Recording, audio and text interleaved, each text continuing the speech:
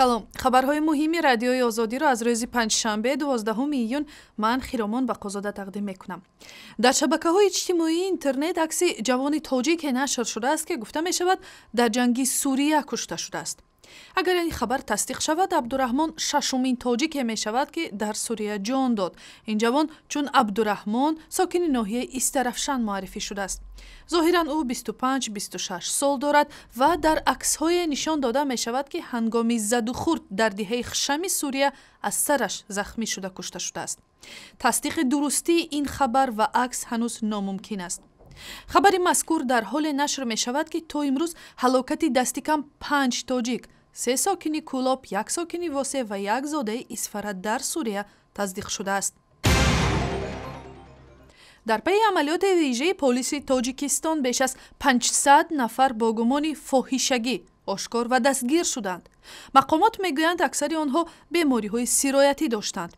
полис мегӯяд, ки дар ҷараёни амалиёти рӯзҳои 6 то 10 июн ҳамчунин 16 ҷинояти эҳтимолии ахлоқӣ ҳам ошкор шудааст.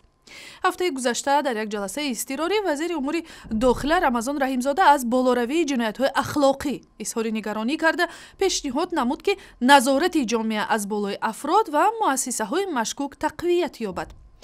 ин ташаббус ҳамзамон суолҳоеро дар заминаи риоя шудани ҳуқуқи инсон ва эҳтиром ба озодиҳои шаҳрвандӣ эҷод кардааст. додгоҳи иқтисодии шаҳри Душанбе дар саҳни бозори Шоҳмансур додгоҳи сайёре ташкил кард, ки дар он шикояти раҳбарияти бозор алайҳи як соҳибмулк ва 20 тоҷири зердасти ӯ муҳокима шудааст.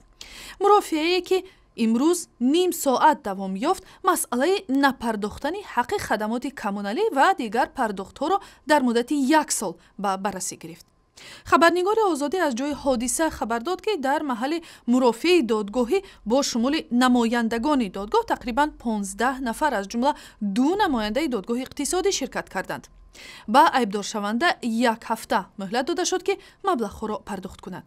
сабаби на дар дохили сохтмони додгоҳ, балки дар дохили бозор ҷараён гирифтани муҳокимаро масъулон чун талош барои аз наздик дидани маҳалли кори соҳибмулк ва тоҷирони зердасташ шарҳ доданд, вале бархе ба ин назаранд, ки мақомот мехостанд бо ин мурофиа ба дигар қарздорҳо дарси ибрат бидиҳанд. беш аз 8000 китоби донишманди марҳум Муҳаммадҷон Шакуриро наздиконашон ба Китобхонаи Миллии Тоҷикистон эҳдо карданд. Китобхонаи Миллӣ мегӯяд, ки рӯзи 12 июн беш аз 8000 китобу маҷаллаҳои китобхонаи шахсии донишманди тоҷик Муҳаммадҷон Шакурӣ дар ихтиёри Китобхонаи Миллӣ гузошта шуд. ин китобҳоро Дилафрӯз Икромӣ, ҳамсари устод Шакурӣ, тибқи васияти эшон ба китобхона тақдим намуданд. китобҳо дар шӯъбаи махсус гузошта мешаванд.